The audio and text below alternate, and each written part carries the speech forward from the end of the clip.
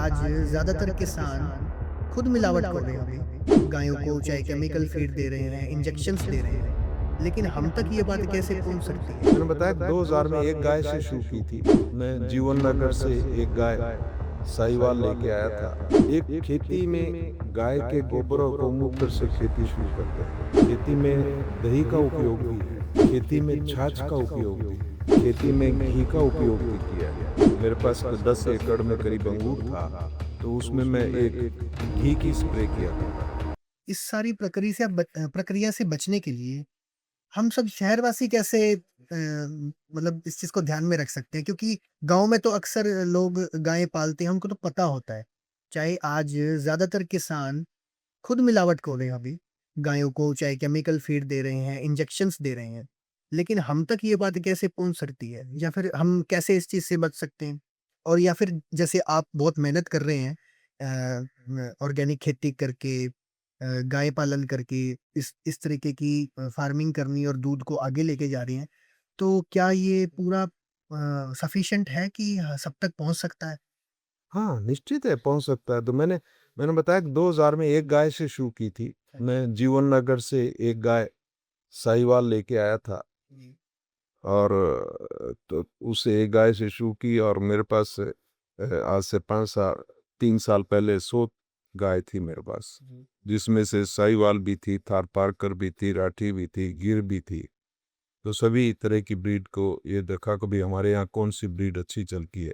लेकिन उन सब में एक तो ये अच्छा लगा कि भई राठी सबसे उपयुक्त है, जी। उसके बाद थारपारकर है, फिर उसके बाद साहिवाल है। गिर हमारे लिए उपयोगी नहीं है, गिर की मार्केटिंग ज़्यादा है, लोग गिर की बात करते हैं, लेकिन गिर हमारे यहाँ अच्छी नहीं चल पा रही। अब रहा आपने बताया कि हम अच्छा और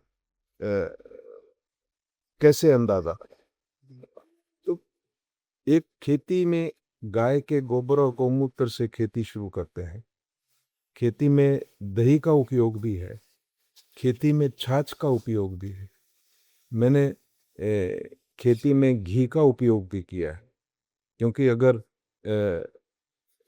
मेरे पास कोई 10 एकड़ में करीब अंगूर था, तो उसमें मैं एक घी की स्प्रे किया करता था। गाय के देसी घी की स्प्रे करता था, तो उसका स्वाद और उसका अरोमा अलग होता था। तो इसका मतलब है कि हमारे सब के लिए गाय का घी अति उत्तम है, क्योंकि सब चीज़ें अच्छी हैं गाय की, कोई गौमूत्र भी गाय का अच्छा है। मैं गौमूत्र का संजीवनी रस नाम से एक गौमूत्र आता है, मैं उसका रोज़ सेवन करता हूँ। जी। गौमूत्र का भी सेवन आदमी को करना चाहिए। जी। लेकिन शहर के आदमी को क्या दूध कैसे अच्छा मिले? जी।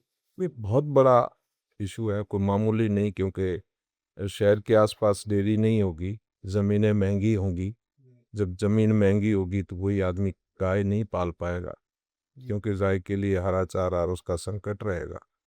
और फिर गाय को खिला क्या रहे हैं? जी। गाय को अगर हम खिलाए ही केमिकल वाला फीड रहे हैं, हरा चारा भी हमने यूरिया और डीएपी का है और पेस्टिसाइड्स स्प्रे करके उसको हमने तरोताज़ा रखा हुआ है, तो निश्चित रूप से गाय के 24 घंटे में दूध में असर करे। आप गाय को प्याज के ऊपर का छिलका हरा-हरा खिलाओ। अगले दिन आज खिलाया है तो 24 घंटे बाद गाय के दूध में आपको प्याज की स्मेल आएगी। गाय को आपने अगर ज्वार खिलाई है, तो ज्वार जैसी स्मेल आएगी 24 घंटे बाद।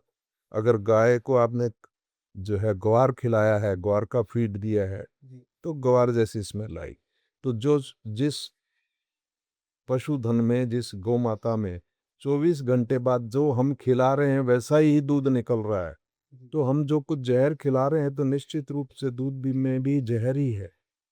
लेकिन हम ये चाहते हैं कि अगर अ, कोई किसान बंधुओं से मेरा निवेदन रहेगा कि भई हम अपने लिए भी कुदरती खेती से अन्न उपजाएँ और वही खाएँ और गाय को भी वैसा ही खिलाएँ। गाय को अगर अच्छा खिलाएँगे तो गाय दूध अच्छा देगी जी। और दूध अच्छा होगा तो घी अच्छा होगा। उसकी छाछ अच्छी होगी। जी। तो ये गाय पे ही है, खिला क्या रहे हैं?